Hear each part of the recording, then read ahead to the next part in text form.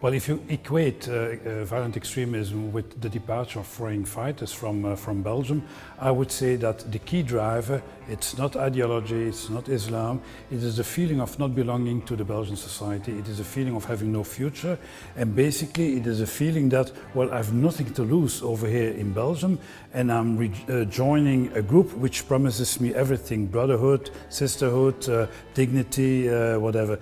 And this kind of sentiment is really what pushes youngsters from Europe to Syria and Iraq.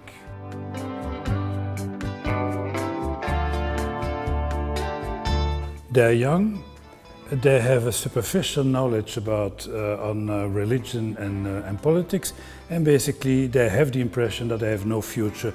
They can be qualified, they can have school degrees, they can have a job, but at the same time they don't feel at home in their own society, in Europe, and they have the impression that I don't have a future, and this no future subculture, that is really what drives them and what characterizes them as a group.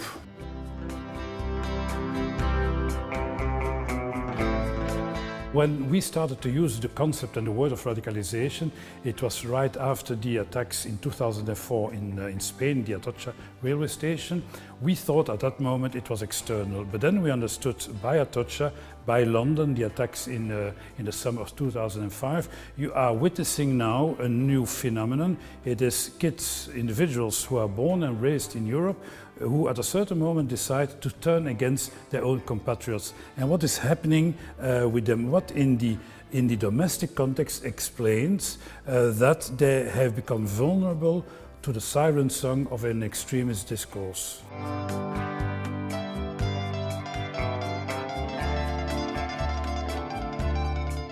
Both are right and both have to be combined.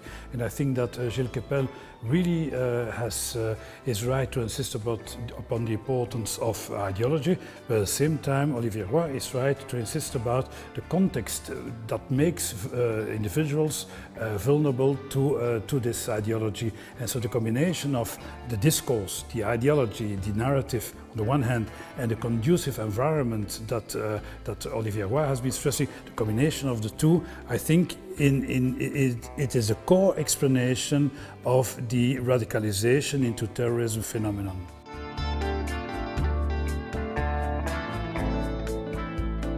The only explanation that you can give is that the feeling of not belonging to the Belgian society is much stronger in some parts of Belgium than it is in most parts of Europe. And so this kind of I'm not being accepted as an individual in Belgium, this is very strong, and it is based also, unfortunately so for Belgium, on real figures, on deprivation, on unemployment, on discrimination, on ethnic basis. So this is perhaps, and unfortunately for Belgium, much more prominent in Belgium than in the average European country.